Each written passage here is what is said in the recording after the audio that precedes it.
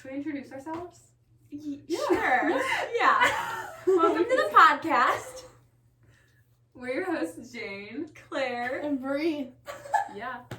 And this is the SAU Cougar podcast. Anyways, yeah, we're gonna dig right in so that we don't get time deductions. Anyways, as you begin your college era, what faith/beliefs/practices would you write in pen, meaning you wouldn't change? And what faith beliefs/practices would you write in pencil, meaning you're opening to change? And why? I would say like the whole being biblically sound, and just being like round in that way, and like using the Bible and just like what it says as not a checklist, but as your fact check. So like, because the world is like ever changing and God is never changing, just that is something that's going to stay sound and that doesn't change. So like, regardless of what's happening in the world, I think that we should always just go back to the Bible in that sense. And I feel like right now, a lot of days in like modern Christianity, we're kind of losing that, and that's like a really important aspect. Yeah, for sure. Yeah. You guys anything? You go ahead. You want me to go? Yeah. Okay.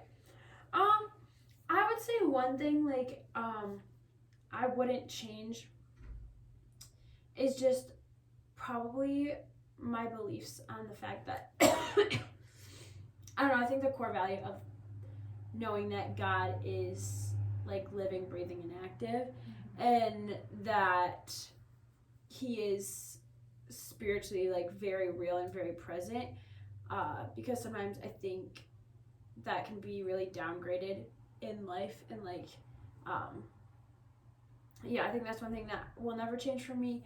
And also just kind of like those core like principle values, things that you really value from the Bible, not to be like rulesy or anything, but there's certain things that like I've placed my morality on because I'm a Christian.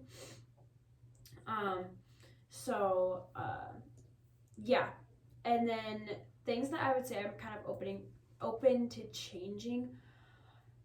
One of the things I feel like I've been most open to change is just my view upon others.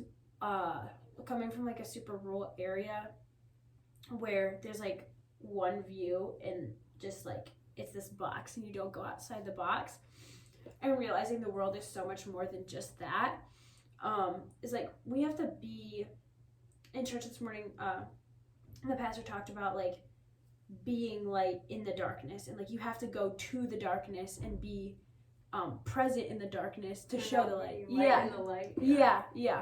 So like being not judgmental and accepting where people are as Christians, instead of I guess one thing I would specifically say is like on like homosexuality and things like that. Like I was raised where that was super like you're very judgmental of that, and I do think like biblically like it's wrong to be homosexual, but at the same time we're called to love those people. And I would just say probably views changing on like how is it best to love those people and like love people who don't believe the same as you. But yeah. All right, that was kind of similar to what I was. Okay, you like went like really in depth, but Okay. like I guess let me think of what else I could say. I would say probably based on like going to church and stuff. Like personally, I was super religious. Went to church when I was younger all the time. Like always was in Sunday school and going to like the Bible classes and everything that we had. But like going through like middle school, people like in my school, they weren't like that. So like I kind of drifted away to like not being like that. But I'm glad like being here, like I can come back towards that again. And I think part of the reason was like with sports and stuff, like like it priority. So it was so hard to like, because for softball we had softball tournaments Thursday, Friday, Saturday, Sunday, so we were never home to be able to go to church. But now like having the freedom to like be able to do that on my own and not having to worry about anyone's schedules, that I can go back to like doing that kind of stuff more. Is that something like you feel like outside, like into like your adult life that's you want to like carry on, like going to church, like as you know? How about you?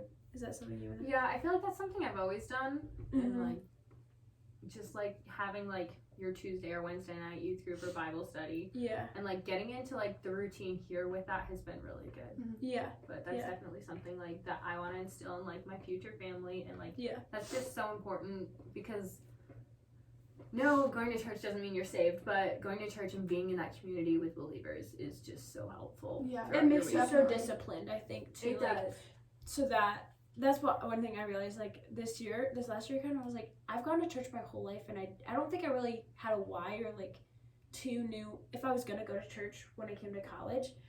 But then I was like, one, finding like I've been going to Radiant for like a while, and like realizing being in a part of something, whether I know a lot of people or not, like being in that same discipline of I go to church every week no matter how my life is going, because it's one thing that I can keep control of. Like, I will go to church every week to like invest in myself and like my relationship with Christ. So I think that's cool. But yeah, good talk. Okay, next question. You guys want me to read it or someone else? I can read it. Okay. Talk about an aspect or two of Christianity that you have to pick one. You find interesting or inspiring or unique. You find confusing or challenging, brings you comfort, or calls you for further study. Should we pick one as like a group, or like you each want to talk about one? We can do it as a group. Yeah, that's fine. Okay. I thought about the aspect of loving one another regardless of your circumstances. Like, Yeah. not just loving your enemies, but just everyone in general, which I feel like can be any of these categories. You can find that confusing or comforting, or to call you to further study. But for me, I feel like that is very comforting, but challenging at the same time, which is weird because for me, I feel like it's very easy to love people and to not take things personally, like as a Christian. But with loving your enemies, I don't know, that's just something I've like struggled with. If I get an idea, I'm stubborn about it. Yeah. Yeah, I don't know. Yeah. No, I get that. I totally agree. Because like, there's definitely people that I'm not a fan of, but like, I don't want to like. You don't want to hate them. I don't want to. I don't hate anybody. Like, honestly, I don't. But like, but it's very challenging to like want to love them, and like even people that you don't even know, like. Not like judge them before you meet them or even kind of stuff like that. So yeah, that was the one thing I even said it kind of in my Cedar Bend paper, was like being in super close proximity to people who like I barely knew. Not that sorry, but like you just met these people a few weeks ago. Yeah. And like just having to be physically uncomfortable and how to like handle when you just like get frustrated, you know? Yeah. And like afterwards I kind of realized, okay, I let a lot of those frustrations like kind of make me like, oh, that person, like I just can't stand them. Which in the moment I felt like, but then I was like done with it. I'm like, no, it's not really that I can't stand them. Like, I'm like, I do like them. I love them. And I generally do like love them in their heart for the Lord and stuff. But I'm like, but when I'm irritated at them, I'm like, you know, it's so hard to like see that in that moment. But the truth is like, it's just like sometimes we let our frustration in like the little things, you know, just dig in and not let us